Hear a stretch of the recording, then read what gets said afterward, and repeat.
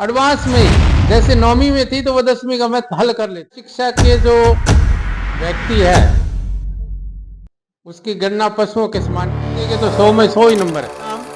आसपास के स्कूलों से टॉप रहा है, नहीं तो आती है। सर, इसकी स्थापना 1991 में हुई थी। शिक्षा जीवन का आधार है और शिक्षा के बिना मनुष्य का जीवन जो है वो निराधार है। इसी को लेकर आज हम पहुंचे हैं अनूपगढ़ जिले के बांडा गांव, और यहाँ एक ऐसे शिक्षा के मंदिर में जहां संस्कार, सुव्यवस्था और इसके साथ साथ अनुशासन, RJB मॉडल उच्च माध्यमिक विद्यालय, और हमारे साथ इस विद्यालय के संचालक श्रीमान दयाल जी मौजूद हैं। सर, बहुत बहुत स्वागत है हमारे चैनल में। आपका भी सर बहुत बहुत स्वागत है। दयाल जी, अगर बात की जाए, शिक्षा कहते हैं कि बिना शिक्षा के मनुष्य जो है वो सार्थक सिद्ध नहीं होता है, निराधार माना जाता है। ऐसा क्यों है? बिना शिक्षा के जो व्यक्ति है उसकी गणना पशुओं के समान की जाती है और उसको अपने जीवन की सीढ़ियां चढ़ने का पता तक नहीं होता, किस हिसाब से आगे जिंदगी में चलना है। उसकी सोच उस समय के खान पीन पर होती है और वो उसकी जो सोच है आगे बच्चों को पढ़ाने में, और ऐसी सोच वो नहीं रखते। वो सिर्फ दूसरों के देखा देखी करते रहते हैं और खुद का कोई उनका विचार नहीं होता, खुद की कोई मंशा नहीं होती, खुद के कोई आगे बढ़ने के कोई ऐसी तकनीक नहीं होती उनके पास। RJB model public school, sir स्थापना कब हुई? इसकी शुरुआत कितने बच्चों से की गई और हाल फिलहाल कितने बच्चे जो हैं वो इस विद्यालय में अध्ययन कर रहे हैं? सर, इसकी स्थापना 1991 में हुई थी। यहाँ पर एक टीचर थे किक्करवाड़ी के, राजा राम जी थलोड़, उन्होंने की थी। उसके बाद उनका सरकारी अपॉइंटमेंट हो गया, वो सरकारी टीचर हो गए और उन्होंने छोड़ दिया। उसके बाद उन्होंने मेरे को संभाला दिया। तब तक ये प्राइमरी स्कूल था और प्राइमरी में उस समय 30 से 35 बच्चे हुआ करते थे। फिर 1998 में मैंने इसको मिडिल करवाया, मेहनत की, और इस समय हमारे पास बच्चे लगभग 150 पौने 200 हो गए थे। उसके बाद 2004 में इसकी मान्यता 10वीं की लाई गई और 2010-11 में सीनियर क्लास की मान्यता आई, जिसमें 8 सब्जेक्ट था और बीच में इसकी संख्या काफी ज्यादा थी, 350-400 तक थी।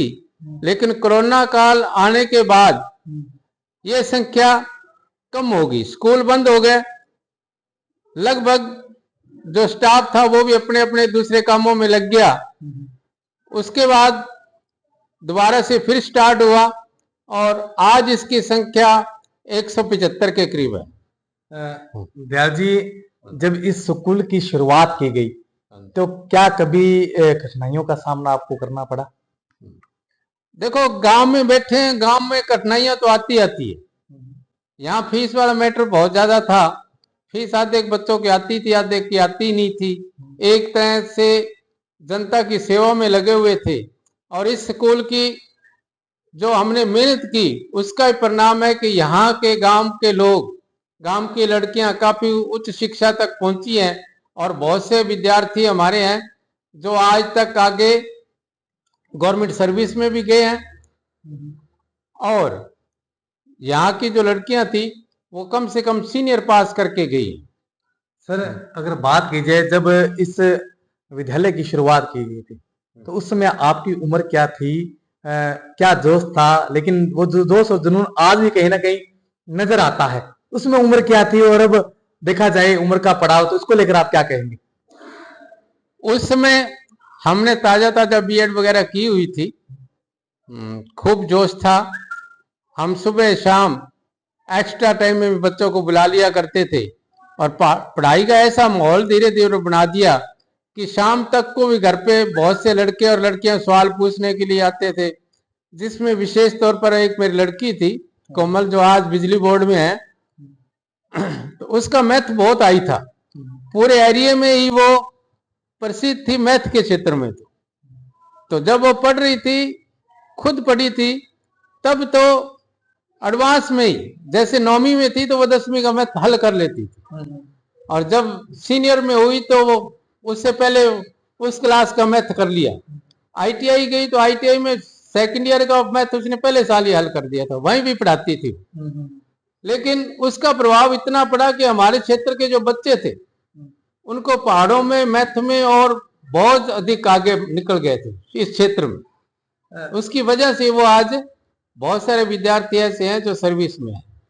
तो आपके मन में ऐसे विचार क्यों आया कि मुझे एक स्कूल खोलना चाहिए ताकि ग्रामीण क्षेत्र में जो बच्चे हैं वो पढ़ाई कर सके, आगे बढ़ सके, ऐसा मन में क्यों आया आपके? ऐसा तो इसलिए हो गया कि जब हम पीछे गांव गंगानगर दुल्लापुर केरी से यहाँ आए तो यहाँ कोई जानता नहीं था। उसके बाद यहाँ स्कूल राजा राम जी थलोड़ ने खोल लिया, उसको पता लगा कि गुरुजी की बीएड वगैरह की हुई है तो इनको क्यों ना यहाँ लगाया जाए, तो उन्होंने मेरे को अपने स्कूल में लगा लिया। जब मैं स्कूल में पढ़ाने लगा तो रुचि बढ़ती गई और आज इस मुकाम पर पहुंच गए।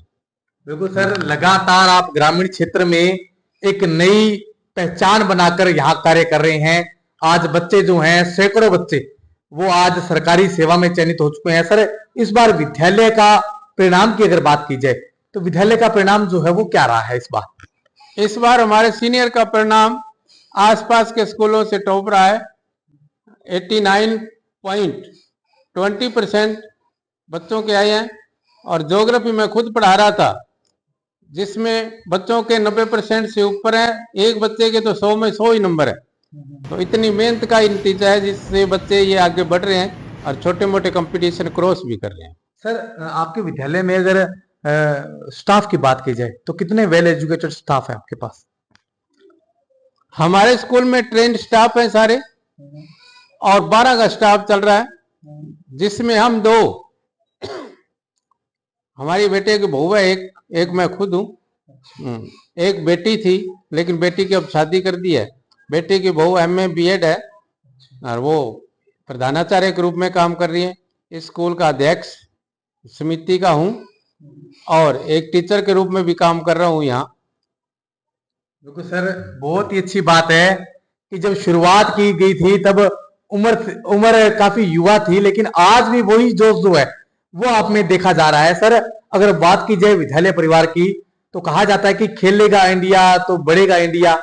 खेल के साथ साथ शिक्षा और शिक्षा के साथ साथ खेलों को बढ़ावा देने के लिए आपका क्या प्रोत्साहन रहता है सर?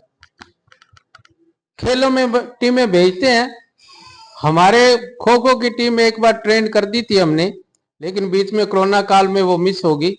उसके बाद हमने बैडमिंटन पिछले साल स्टेट खेल के आए हैं, और इस बार भी बैडमिंटन में गए थे। इस जो गड़साना में हुए थे, और गड़साना में भी हमारा एक बच्चे का सिलेक्शन हो गया था स्टेट लेवल पर, वो भेज दिया है। सर, अगर जैसे अब नए सत्र की शुरुआत हो चुकी है और अब आपका टारगेट क्या रहेगा 8th क्लास को लेकर, 10th क्लास को लेकर और 12वीं क्लास को लेकर?